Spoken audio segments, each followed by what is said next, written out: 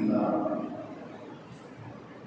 نحمده ونستعينه ونستغفره نعوذ بالله من شرور انفسنا وسيئات اعمالنا من يهده الله فلا مضل له ومن يضلل فلا هادي له واشهد ان لا اله الا الله وحده لا شريك له واشهد ان محمدا عبده ورسوله اللهم صل على محمد وعلى ال محمد كما صليت على ابراهيم وعلى ال ابراهيم انك حميد مجيد اللهم بارك على محمد وعلى ال محمد كما باركت على ابراهيم وعلى ال ابراهيم انك حميد مجيد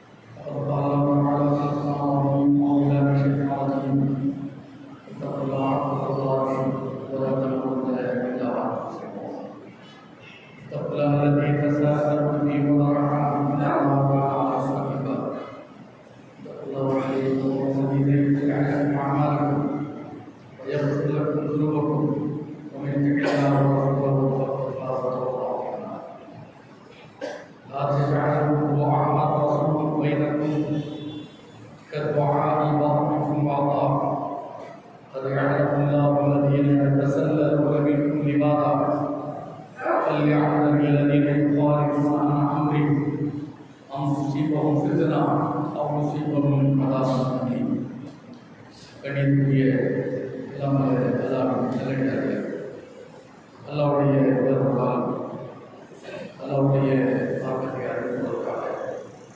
அல்லாவுடைய ஆலயம் மஸ்ஜித் முபாரக்கில் இந்த வாய்ப்பை வழங்கிய இல்லாமல் அல்லாவுடைய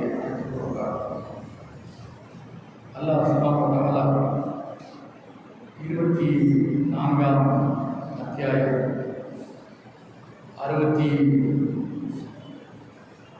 62ஆம் வசனத்திலிருந்து 63ஆம் வசனத்தில் ஒரு செய்தியை நமக்கு சொல்லியிருக்கிறார்.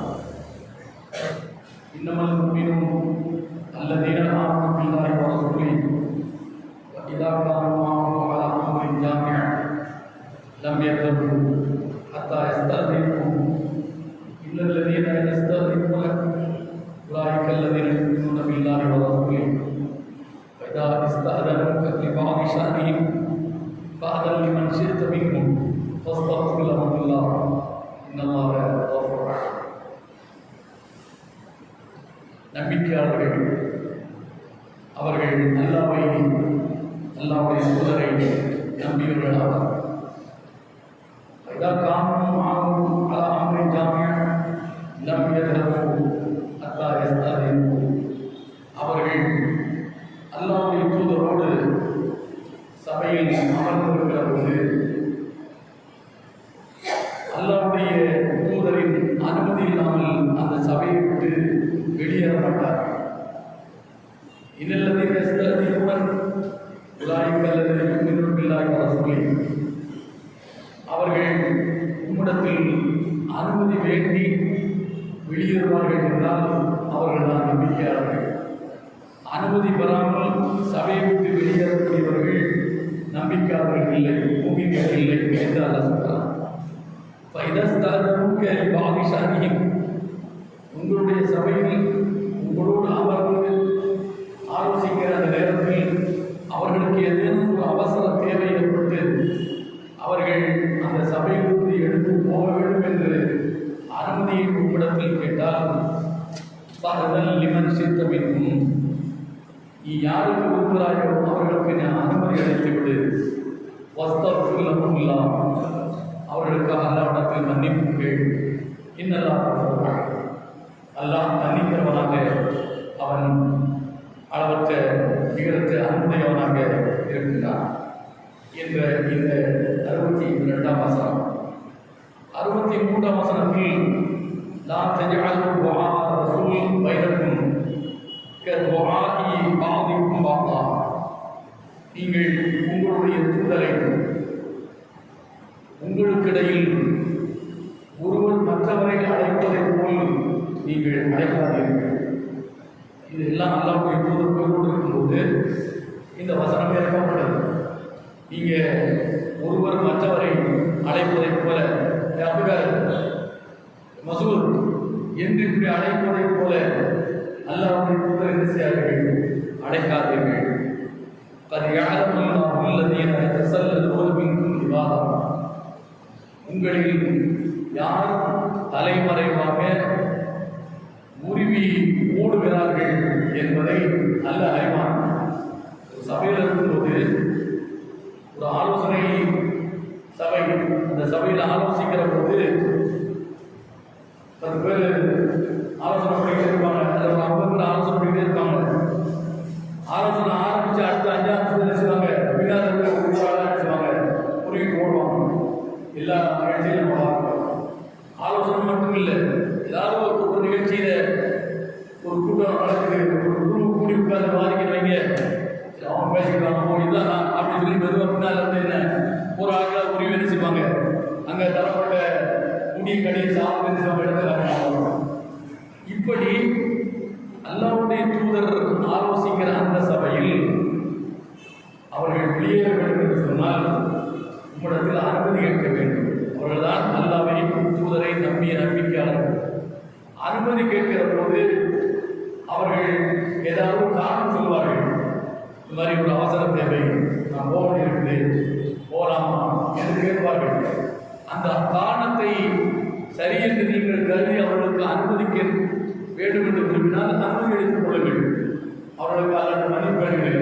ஏன்னா அவர் உண்மை சொல்றாரா பொய்ய சொல்றாரா என்பதை உள்ளத்தில் உள்ளதை அல்லாதான் அறிவான் இல்லையா? அதனால நீங்க அவர் கேட்டால் நீங்க கொடுக்குறீங்க, அல்லாட்ட மன்னிப்பீர்கள், அல்ல மன்னிக்கிறவன் என்று சொல்கிறார். ஆனால் எதுவுமே சொல்லாமல் நழுவி உருவி ஓடுகிறார்களா இல்லையா? அல்ல அவர்களை அறிவான். அவங்க எதற்காக போறாங்க, ஏன் சொல்லாம போறாங்க என்பது அல்லாவுக்கு தெரியும். உமக்கு வேணா தெரியாம இருக்கலாம், சொல்லாம அவங்க போறாங்க. ஆனால் அல்லாவுக்கு அந்த காரணம் அறிவுகளை தெரியும் என்று சொல்லிவிட்டு அல்லாஹ் சொல்கிறான், فَلْيَحْذَرِ الَّذِينَ يُخَالِفُونَ عَنْ أَمْرِهِ أَنْ تُصِيبَهُمْ فِتْنَةٌ أَوْ يُصِيبَهُمْ عَذَابٌ أَلِيمٌ. அந்த 24ஆம் அத்தியாயம் 63ஆம் வசனத்துடைய கடைசி. அவர்கள் எச்சரிக்கையாக இருக்கட்டும். யார் அல்லாஹ்வுடைய தூதரின் இந்த கட்டளைக்கு யார் மாறு செய்து அவர்கள் கிளம்பி போகிறார்களோ அவர்கள் எச்சரிக்கையாக இருக்கட்டும். அன்துசீபஹும் ஃபித்னா, அவர்களுக்கு சோதனை ஏற்படலாம், அல்லது யுஸீபஹும் அஸாபுன் அலீம், கூடிய வேதனையும் கூட என்ன செய்யலாம், ஏற்படலாம். அவர்கள் எச்சரிக்கையாக இருக்கட்டும் என்று அல்லாஹ் இந்த வசனத்தில் சொல்கிறார். இது ஒரு சாதாரணமான ஒரு செய்தியாக இதை நாம் கடந்து போய்விட முடியாது. நான் உங்களை, நீங்கள் என்னை அழைப்பது என்பது இது சகஜமான ஒன்று. பெயர் சொல்லி அழைப்பது, பாப்போ என்று சொல்வது என்பது, நான் உங்களை அழைக்கிற போது அதை நீங்கள் எப்படி எடுத்துக்கொள்வீர்கள் என்பதை பொறுத்து, நீங்கள் என்னை அழைக்கிற போது நான் அதை எப்படி எடுத்துக்கொள்வேன் என்பதை பொறுத்து அது நம்மிடத்தில் சகஜமாக இருக்கக்கூடிய ஒன்று. ஆனால் இந்த சகஜமான இந்த நடைமுறையை இறை தூதருடைய விஷயத்தில் நீங்கள் கடைபிடிக்கக்கூடாது என்று அல்லாஹ் சொல்கிறார். ஒரு சபையில் இருக்கிற போது அந்த சபையில் அவருடைய தலைமையில் ஆலோசனை செய்கிற போது அந்த சபையில் முழுமையாக என்ன செய்கிற ஈடுபாட்டோடு இருக்க வேண்டும். எது குறித்து ஆலோசிக்கப்படுகிறது என்பதை குறித்து கவனமாக என்ன செய்ய வேண்டும், கவனிக்க வேண்டும். இதில் சொல்லாமல் அவர்கள் சொல்லாமல் அனுமதி வாங்காமல் போகக்கூடாது. போனால் அல்லாஹ் அதை பார்க்கிறான். ஒரு மிகப்பெரிய சோதனை அப்படி போகக்கூடியவருக்கு ஏற்படும், அல்லது ஒரு கொடிய தண்டனை ஏற்படும் என்பதை அவர்கள் எச்சரிக்கையாக இருக்கட்டும். அப்படி ஏற்பட்டால் அது இதன் காரணமாகத்தான் என்று அல்லாஹ் சொல்றார். ஒரு சபையை விட்டு இறை தூதருடைய அனுமதி இல்லாமல் போவதை ஒரு பெரிய தண்டனை குற்றமாக அல்லாஹ் சொல்கிறார்.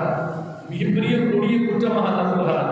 இறை தூதரை சககால மனிதர்களை அழைப்பதை போன்று அழைப்பதையும் ஒரு குற்றச் செயலாக அல்லாஹ் என்ன செய்கிறார், சொல்லி காட்டுகிறார் என்பது இந்த வசனத்தில் நாம் தெரிந்து கொள்ள வேண்டிய ஒன்று. அப்போ ஒரு சாதாரண விஷயமாக கருதக்கூடியதை நம் கருத்தில் சாதாரணமாக இருக்கிறது.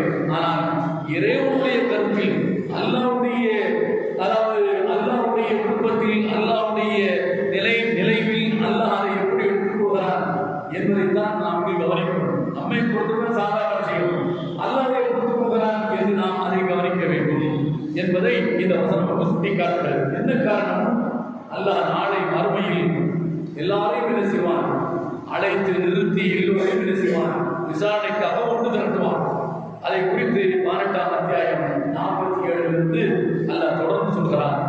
யௌம நுஸய்யிருல் ஜிபால வதரல் அர்த பாரிஸத்தன் வஹஷர்னாஹும் ஃபலம் நுகாதிர் மின்ஹும் அஹதா.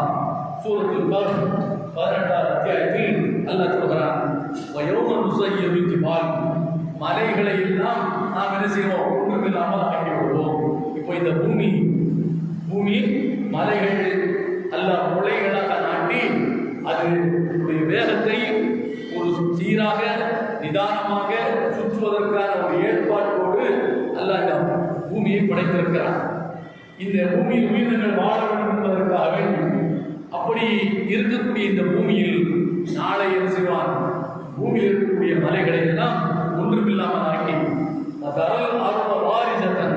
அப்போ பூமியை நீங்க வெறும் வெளியாகத்தான் பார்ப்பீர்கள். வெறும் வெளி என்று சொன்னால் ஒரு மரமோ ஒரு மலையோ எதுவுமே இருக்காது. இங்க இருந்து பார்த்தீங்கன்னா எங்கு போய் நம்முடைய பார்வை முட்டுகிறதோ அதுவரை ஒன்றுமே இல்லாமல் பரந்த வெளியாக திறந்த வெளியாக தான் என்ன இருக்கும், அப்படித்தான் பார்ப்பீர்கள். அசர்னாகும், அந்த இடத்தில் தான் இவர்களை எல்லாம், இந்த மனிதர்களை எல்லாம் நாம் என்ன செய்வோம், ஒன்று தருவோம். பலம் மாதிரி நின்றுமாடா, யாரையும் நம்ம என்ன செய்ய மாட்டோம், விட மாட்டோம். இவர் பெரியவர், இவர் சின்னவர், இவர் நல்லவர், பொல்லாதவர், எல்லாரையும் அங்கே நம்ம என்ன செய்வோம், அந்த கடலில் அந்த மைதானத்தில் நாம் ஒன்று திரட்டி விடுவோம். ஒன்று திரட்டியதற்கு பிறகு என்ன நடக்கும், நாம் உங்களுடைய ரப்புக்கு முன்னால் எல்லோரையும் நாம் என்ன செய்வோம், அணி அணியாக நிற்க வைப்போம். அணி அணியாக நிற்க வைப்போம். லகது ஜீவித்து கலக்கிறாங்க. அப்போ அணி அணியா நீங்க வந்து நிற்பீங்கல்ல, எப்படி நிற்பீங்க, பேண்ட் சுட்டு போட்டு நிற்பீங்களா? இல்லை, கமா கலக்கலாக்கும் அப்பாரா.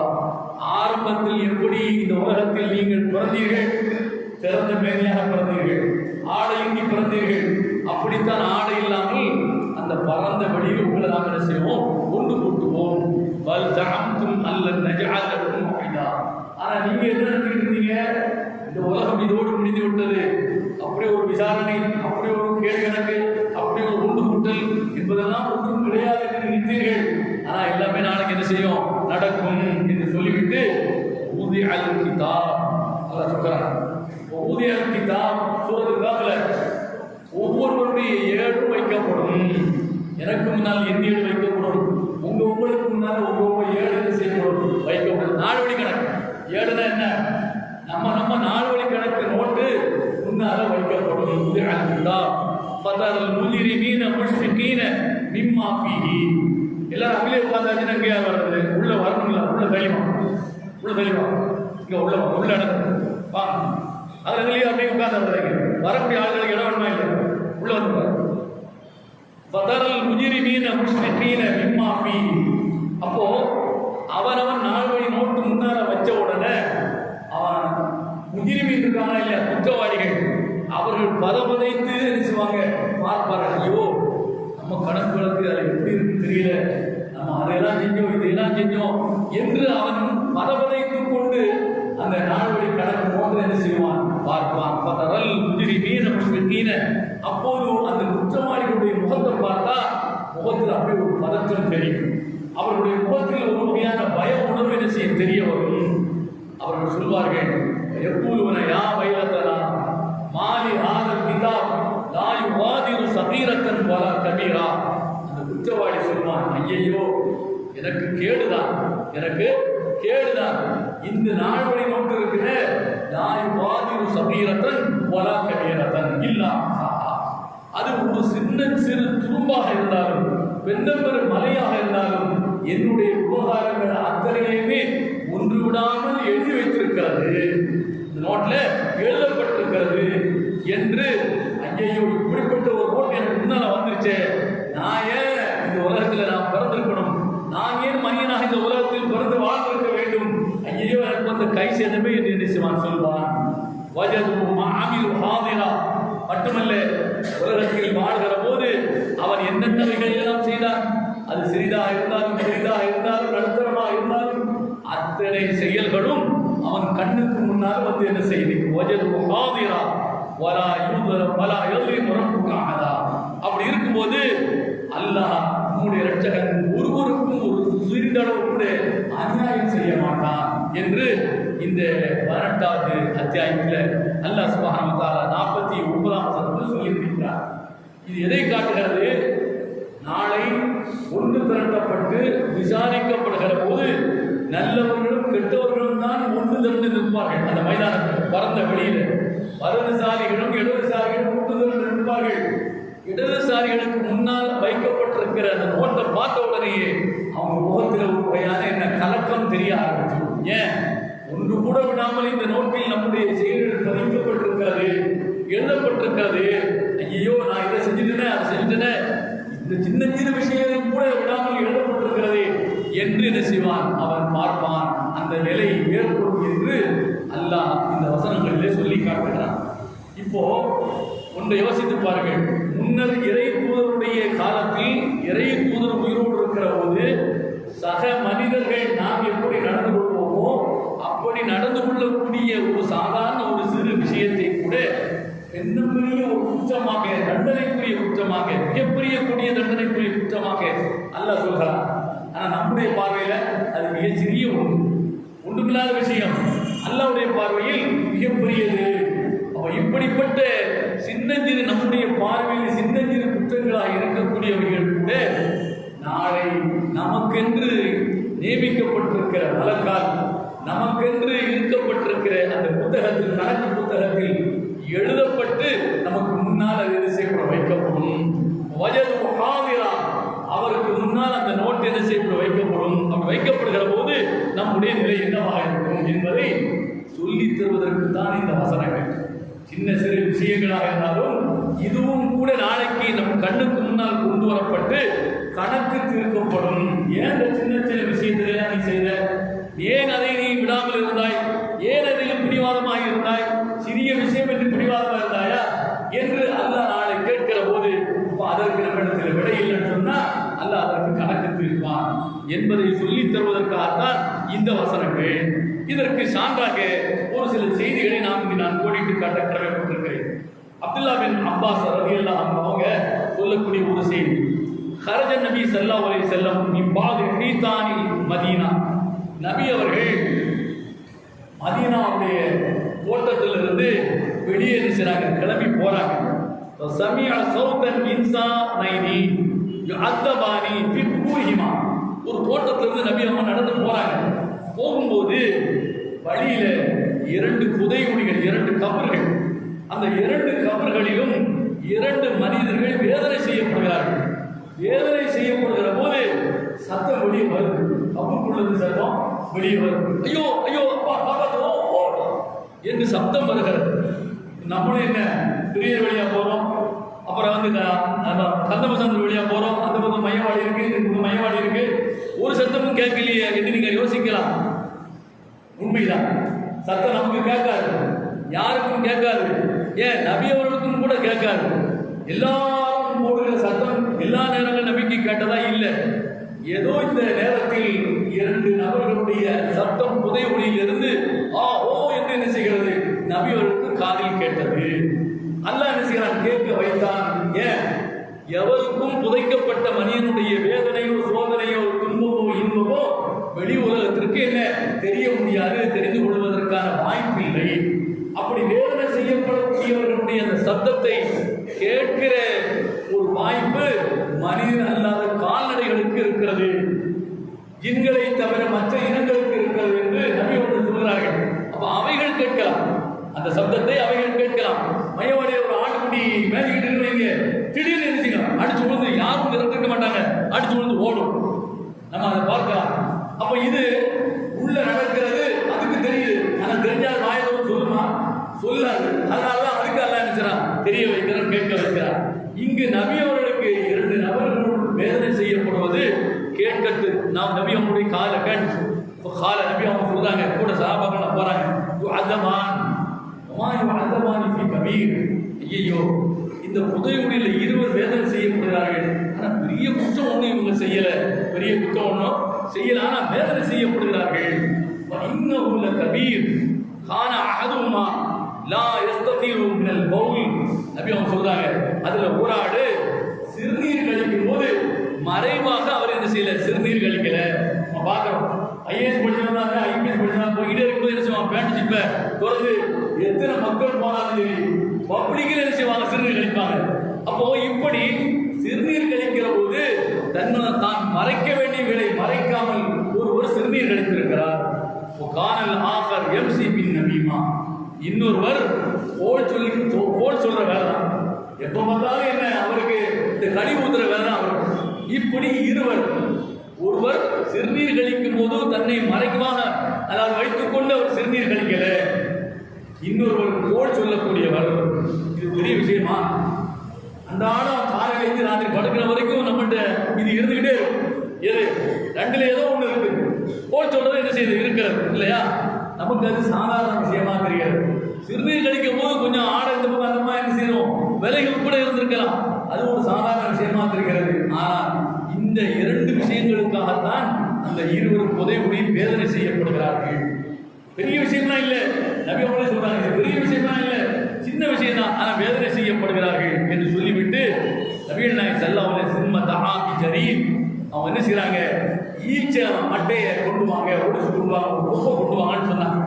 கொண்டு வந்து அதை கசரஹா பி கஸ்ரத்தைன் அவ் தின்தைன், ரெண்டாக ஒடிச்சு ஜஅல கிஸ்ரத்தன் ஃபீ கப்ரி ஹாதா வ கிஸ்ரத்தன் ஃபீ கப்ரி ஹாதா, அதை ஒரு குச்சியை ஒரு கபரினுடைய ஒரு கபர்ல ஊன்னாங்க, இன்னொரு குச்சி இன்னொரு கபர்ல நினைச்சாங்க ஊன்னாங்க. ஊண்டி விட்டு சொன்னார்கள், قال لعله يخفف عنهما ما لم ييبسا, அல்லாஹ் நாடினால் இந்த குச்சி அதனுடைய பசுமை நீங்காமல் இருக்கும் வரை, இந்த குச்சியில் இருக்கிற ஈரம் காயாமல் இருக்கும் வரை அல்லாஹ் அவர்களுடைய பாவங்களை மன்னிக்கலாம், அல்லாஹ் அவர்களை வேதனை செய்யாமல் இருக்கலாம் என்று நபி அவங்க என்ன செய்யறாங்க, இந்த ரெண்டு குச்சியை ஊன்னாங்க.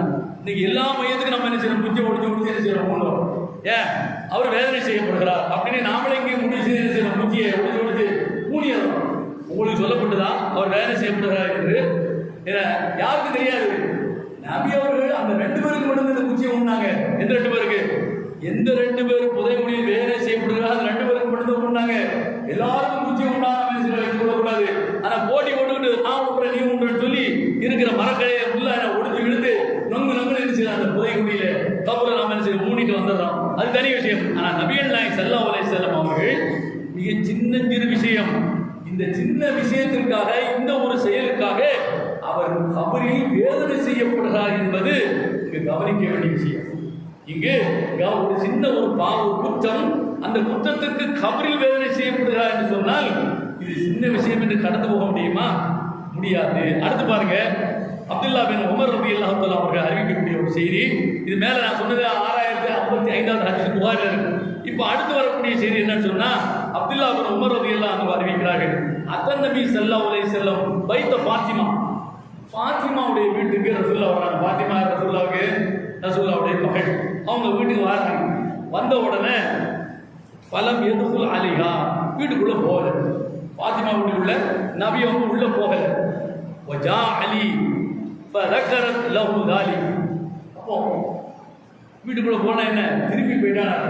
ரசூலுல்லாஹ் திரும்பி போனதுக்கு அப்புறம் ஃபாத்திமாவுடைய கணவர் அலி ரலியல்லாஹு அன்ஹு அவங்க என்ன செய்றாங்க, வீட்டுக்கு வர்றாங்க. யார் வீட்டுக்கு?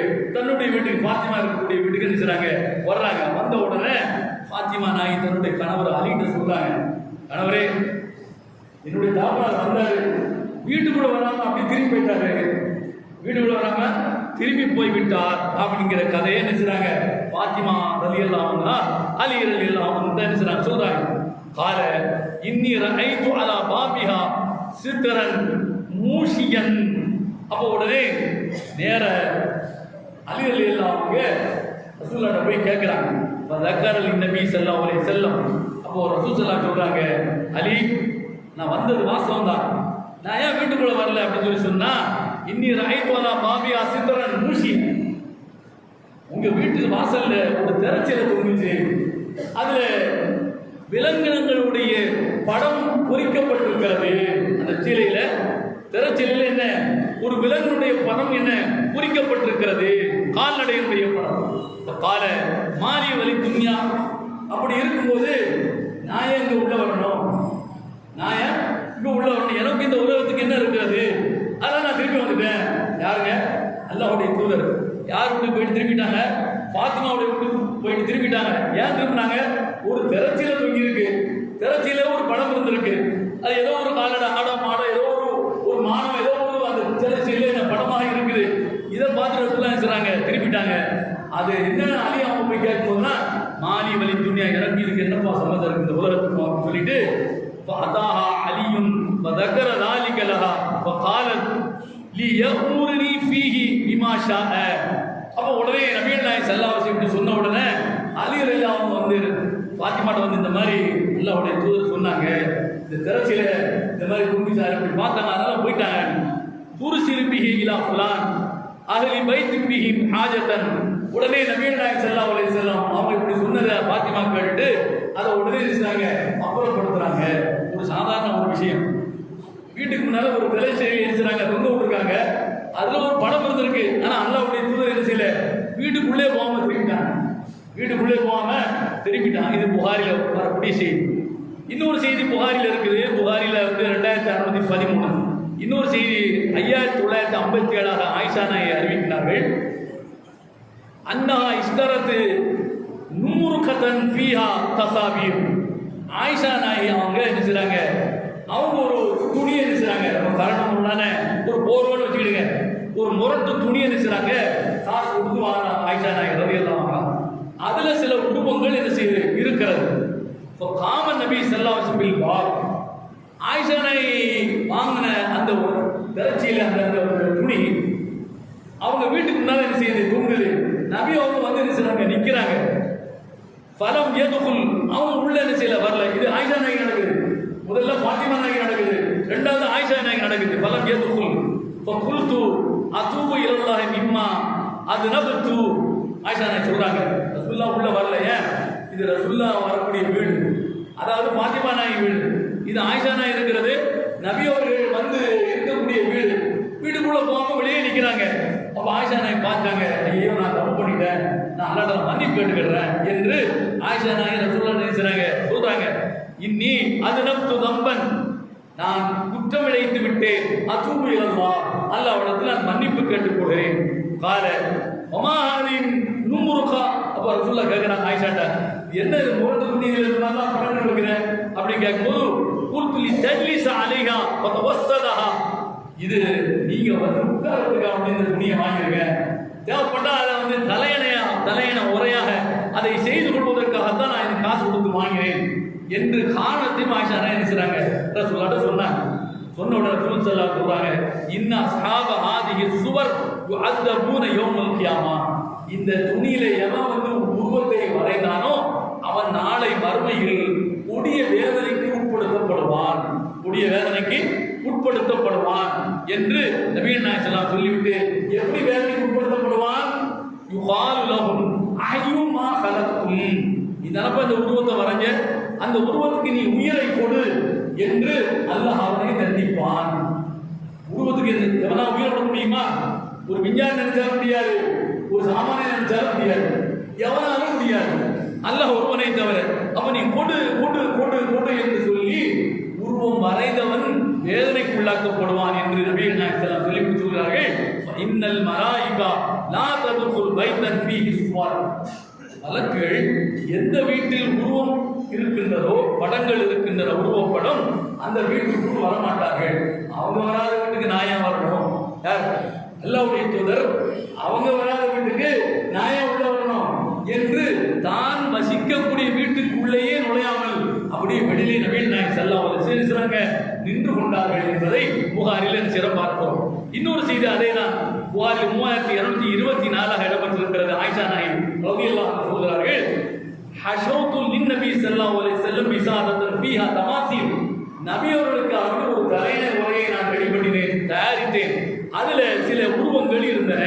கண்ணஹன் உருவம் முதல்ல சொன்னதான், அதுல உருவங்கள் இருந்தன. ஃபஜாஅ ஃபகாம பைனன் பாபைன்.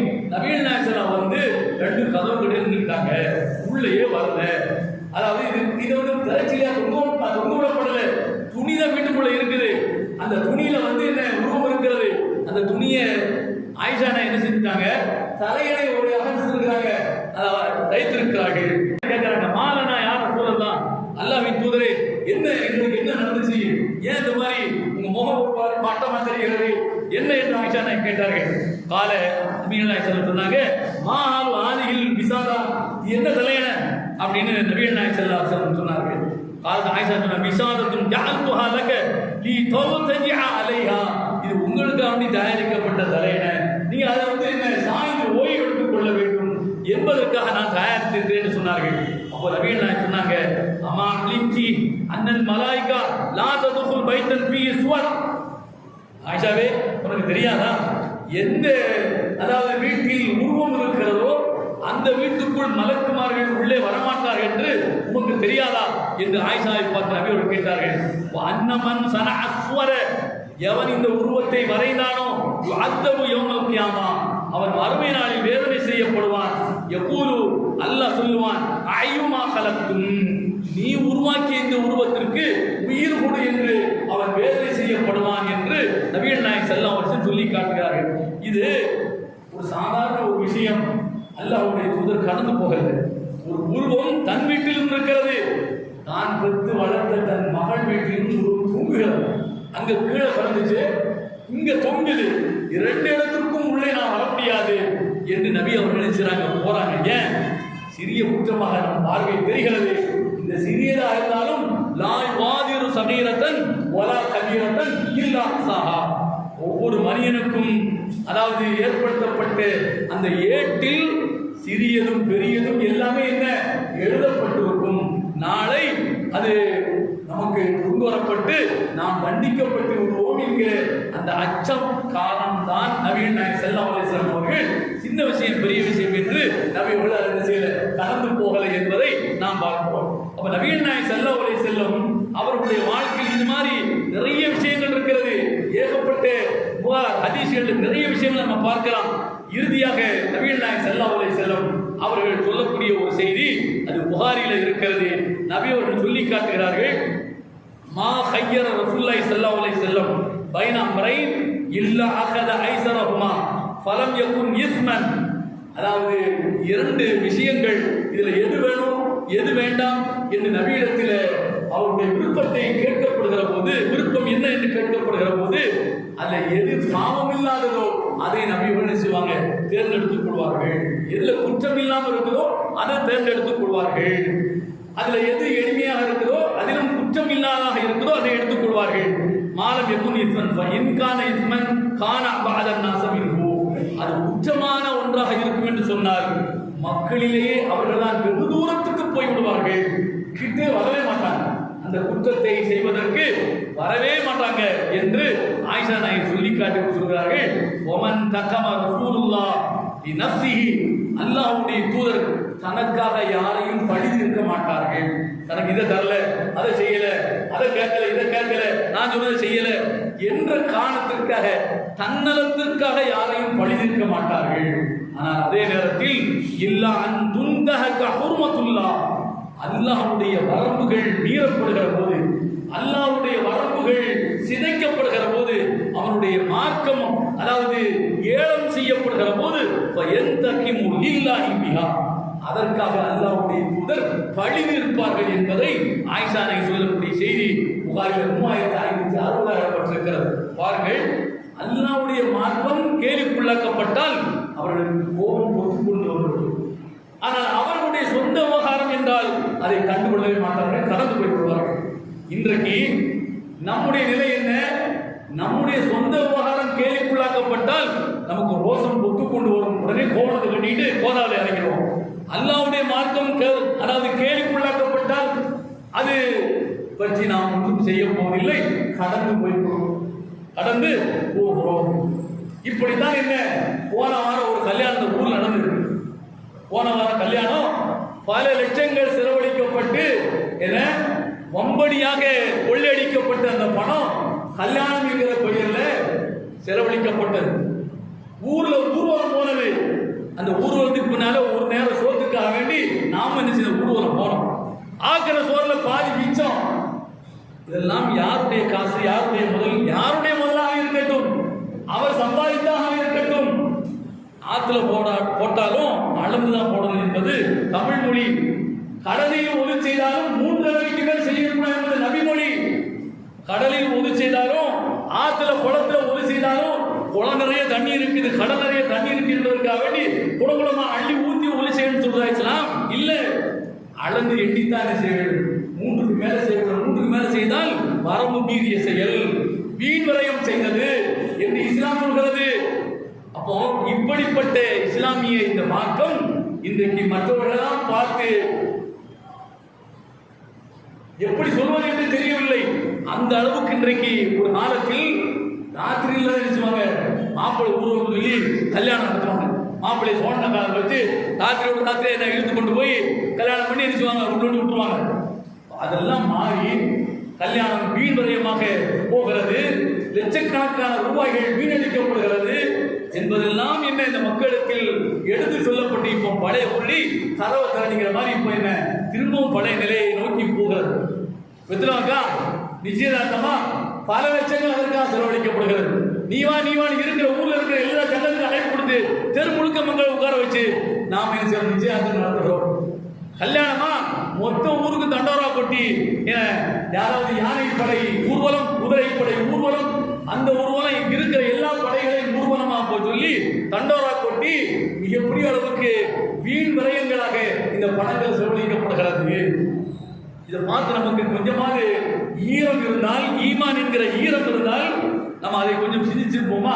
இங்க போய் இந்த அளவுக்கு மோசமா கேவலப்படுத்துறாரு, இதுல போய் நாம பங்கெடுக்கணுமா? அந்த சொந்த வீட்டுல நம்ம சமைச்சு சாப்பிட்டுக்கலாமே என்று நாம் இருந்திருப்போம். அந்த சிந்தனை நம்மகிட்ட இல்லை. ஏன்? அல்லாஹ்வுடைய மார்க்கம் தான் சிதைக்கப்படுகிறது. அல்லாஹ்வுடைய வழிமுறை, அல்லாஹ்வுடைய போதனை, அல்லாஹ்வுடைய தூதர் காட்டிய நடைமுறை தானே கேவலப்படுத்தப்படுகிறது. அது எப்படியா இருந்துட்டு போகுது? என்னுடைய சொந்த மானம், என்னுடைய சொந்த விவகாரம். ஒரு சட்டையை நான் தைக்க கொடுக்குறேன், டெய்லர்ட்ட கொஞ்சம் மேலே தைச்சார்னா உடனே கோபம் போய் டெய்லர்ட்ட உண்மையில் திரும்பி சண்டை போடுறோம். ஆனால் அதே அல்லாஹ்வுடைய மார்க்கம் இப்படி வீதி வீதியாக கேவலப்படுத்தப்படுகிற போது நமக்கு அந்த ரோசம் பொத்து கொண்டு வருவதில்லையே. நம்மள்கிட்ட ஈமான் இல்லை, அந்த ஈரம் இல்லை. இப்படிப்பட்ட ஒரு கேடுகட்ட ஒரு முன்மாதிரியை இந்த ஊர்ல இருக்கிறவர்கள் எல்லோரும் சேர்ந்து அங்கீகரித்து அரங்கேற்றான்னு சொன்னால் சாப்பாட்டுக்கு வழியில்லாமல் தன் பிள்ளை எப்படி திருமணம் முடித்து கொடுப்பான்? யோசித்து பார்த்தீர்களா? அவர்களுடைய அல்லாஹ்வுக்கு இவர்களுக்கு எதிராக அவருடைய பிரார்த்தனையை அவர்கள் அல்லாஹ்விடத்தில் கையேந்தினால் உருப்பட முடியுமா? இதற்கெல்லாம் அங்கீகாரம் கொடுத்து போய் சாப்பிட்டு வந்தவங்க இதற்கெல்லாம் பதில் சொல்ல வேண்டிய கடமையில் இருக்கிறார்கள். எனவே மார்க்கத்தில் இல்லாததற்கு நாம் எல்லாரும் கூடி நின்று அதற்கு அங்கீகாரம் தராதீர்கள். அது அல்லாஹ் அனுமதித்திருக்கிறார். நபி அவரிடத்தில் 2 சொன்னால் எது மிக எளிதாக இருக்கிறதோ, எது அதாவது குற்றமற்றதாக இருக்கிறதோ அதை எடுத்துக் கொள்வார்கள். எது பாவமானதாக இருக்கிறதோ அதை விட்டு வெகு தூரத்திற்கு போய் விடுவார்கள். இது அல்லாஹ்வுடைய தூதருடைய குணம். ஒரு சின்ன விஷயமாக இருந்தாலும் அது குற்றமாக கருதப்படும் என்று சொன்னால் அல்லாஹ்வுடைய தூதர் அதை ஏற்று பார்க்க மாட்டார்கள்.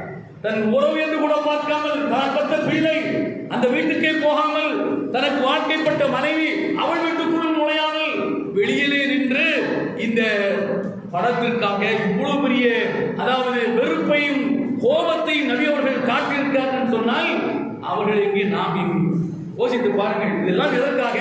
சும்மா கேட்டு கடந்து போவதற்காக, நம்முடைய வாழ்க்கையை நடைமுறைப்படுத்துவதற்காக. திரும்பவும் நாம பழைய மாதிரி நம்ம ஆரம்பிச்சிருவீங்க, இந்த சமுதாயம் சீரழிவதை யாராலும் தடுத்து நிறுத்த முடியாது. அல்லாஹ் அதிலிருந்து நம்மை காப்பாற்ற வேண்டும். வாஹர் அல்ஹம்துலில்லாஹி ரப்பில் ஆலமீன். அல்ஹம்துலில்லாஹ் வஸ்ஸலாத்து வஸ்ஸலாமு அலா ரசூலில்லாஹ். இத்தகுல்லாஹ ஹக்க துகாத்திஹி வலா தமூத்துன்ன இல்லா வ அன்தும் முஸ்லிமூன். கணிதக்குரிய சகோதரர்களே, நாடு போகிற போக்கை பார்க்கிற போது இந்த நாட்டில் வாழக்கூடிய சிறுபான்மை சமுதாயமாக இருக்கிற முஸ்லிம்கள் மிகவும் அச்சத்தோடு இருக்க வேண்டிய ஒரு சூழல் இருப்பதை புரிந்து கொள்ள முடிகிறது. அன்றாடம் அதிகாரத்தில் இருக்கிறவர்கள் சிறுபான்மையினருக்கு எதிராக, அரசியல் அமைப்புக்கு எதிராக அவர்கள் பட்டவர்த்தனமாக பகிரங்கமாக அவர்கள் வெறுப்பை கொட்டுவதை, தங்களுடைய நடவடிக்கையை கையில் எடுப்பதை நாம் பார்த்துக் கொண்டிருக்கிறோம். அஸ்ஸாமில் இருக்கக்கூடிய முதலமைச்சர் அன்றாடம் தினசரி நடந்துகிட்டே இருக்கு. இப்போ நேற்று நடந்த ஒரு செய்தி எல்லாம் உங்களுக்கு தெரியும். முஸ்லிமை தொந்தரவு பண்ணிக்கிட்டே இருக்கணும்.